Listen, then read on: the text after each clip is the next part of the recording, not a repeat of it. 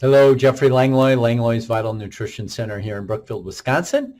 Our mission is to help you improve your health naturally, and the way you do that is by getting yourself educated. Your health is your responsibility. You have to educate yourself about your health. Your doctor's not going to do it. We're going to do our best to help you, but your doctor's in charge of diseases, drugs, and surgery. So not health, and there's a huge difference. So educate yourself, all right? Today's topic is the signs and symptoms of a potassium deficiency. So realize that there can be differences. You can go to your doctor and get your blood tested, and your blood might have enough potassium in it, but your body also has like a savings account, and that would be in the tissues, and that's why we do a hair analysis, which technically is a tissue. Okay, so we're talking inside the cell, not in the blood. The blood is a carrier. Generally, the body wants enough potassium in your blood because your blood goes to your heart. So it will take the potassium, body's very intelligent, from other areas and make sure it's in your blood to get to the heart, because we got to keep the heart beating, because that's the most important muscle in the body. And every muscle and every cell needs potassium, but the heart is especially the most important. So body's very intelligent. If there's not enough, it's going to make sure it's in your blood to get to your heart.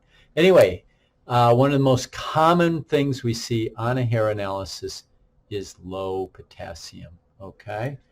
Very, very common in the hair, which is like your savings account. So here we have low potassium, below the ideal level. Okay, you get your, when I got my potassium up into the ideal range, was a huge game changer. And the way I do that is with my potassium soup or broth. You can Google, we'll put the recipe down below. You can Google potassium broth. Some people use potato peels.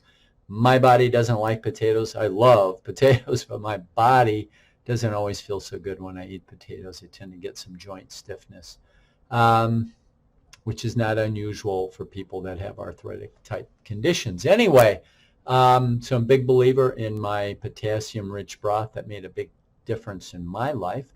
Anyway, the 8 signs and symptoms that you may be experiencing, let's say a subclinical, it's not showing up on blood work, might be showing up on your hair and showing up in your life. And it can be that easy. And this is huge. We see this every day in the office, okay? 8 signs and symptoms of less than ideal potassium: weakness and fatigue, muscle cramps and spasms. Let me just move it over here. Digestive problems, heart palpitations, muscle aches and stiffness, tingling and numbness, breathing difficulties, and mood changes.